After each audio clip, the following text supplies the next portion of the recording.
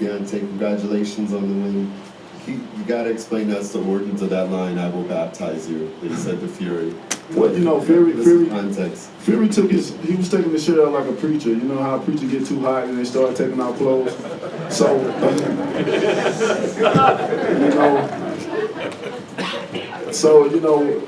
that what made me say, I want to baptize him, I just want to, with Fury, it's just all about, I don't take the guy serious at all.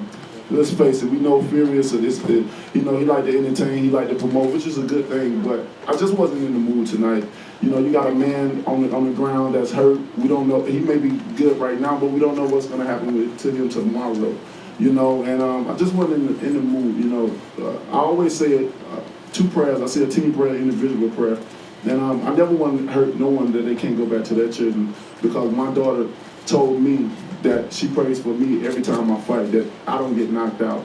And that means a lot to me, so I don't want to hurt the next man. I always want to knock my guy out, don't get me wrong, but I don't want to hurt him to the point where he can't say, hey, that was a good fight, I can live to see another day. Back here, Deontay. Congratulations on your knockout victory. I want to talk a little about Fury. A couple things. Number one, did you know that he was going to be present at the fight, and so were you maybe in some way sort of knowing his sort of outlandish personality that he might do what he did, which was to come into the ring and do something a little crazy? Yes, I knew he was going to be at the fight. I knew not only him, but a lot of other heavyweights in the division. I mean, heavyweight division is getting exciting again, man.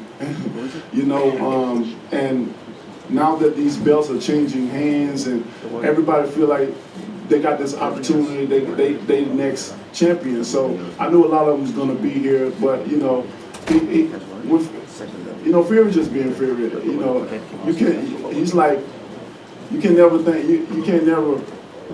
He's unpredictable. I say he's just an unpredictable guy. You just never know. But I know he's like to promote. But like Fury knows, he knows. We've been offering him. We've been trying to fight him for a while. His team know that, he knows that, and he just promotes. We've been doing it for 4 years, whether it's through social media, whether I've been over to UK and got in the ring and all that stuff. I feel like it's time to shut up and put up. It's time for them to get it on. When he goes nose to nose with you, basically crashes your moment of glory after you've got this big victory. Do you feel like this is just promotion and it's cool with you, or are you feeling disrespected because he kind of tried to steal your moment and then he gets right in your face? No, actually I walked up in his face, but I'm a cool guy, man. It don't bother me. I did the job. I got the job done what I was supposed to do tonight, and and what he's doing, I know he's trying to promote for the fight and stuff like that. And so I didn't find it with disrespectful. I already, it's Fury. Come on, man. This guy does all kinds of stuff, and it's exciting. It's interesting, and it's good for the sport of boxing. That's what I look at it. It's good for the sport. Deontay, with Tyson Fury doing all the antics, and you keep winning, he keeps winning. He's gonna fight Klitschko. You're gonna fight Povetkin. If you guys both win and fight in the fall, could this be the biggest heavyweight fight in a long time? It will be. I don't think it's a could. I think it will be the biggest heavyweight fight in a long time. And I would go to the UK for that one. That's for sure. I got a lot of people over there. I got a lot of fans over there as well too. Yeah, I got some of my UK friends, that came to support me tonight. So when that happens, I think it will be the biggest. Like I said, we've been promoting this thing for 4 years, man.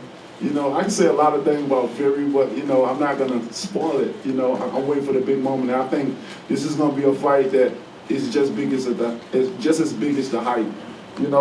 So I can't wait, man. I'm not playing around. 2016, I'm not playing around with nobody. No matter how they want to act like they,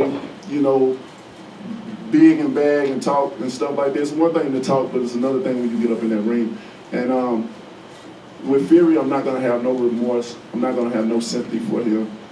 I'm going to want to really, really, really hurt him. We'll take three. You keep saying that Szpilka was so awkward, and that's kind of what made it difficult for you in early rounds. Fury being almost the king of being awkward, does that make you more leery about facing Fury in the future? No, actually with the taller fighters, when you're being taller, it definitely makes it awkward. With being taller, but with him, it's almost like when you're taller, you can't bend down too low, You know, it's a different thing between the southpaw than having a taller fighters. You know, me having the hockey style, him having the hockey style. You know, I don't even know how to answer it, you know. Cause style definitely makes fights, and I can't, you know, and you're right, your style definitely makes fights, and I can't say what I would do different with Fury than with Szpilka. Only thing I could, cause only way we'll know is if the fight happened, you know.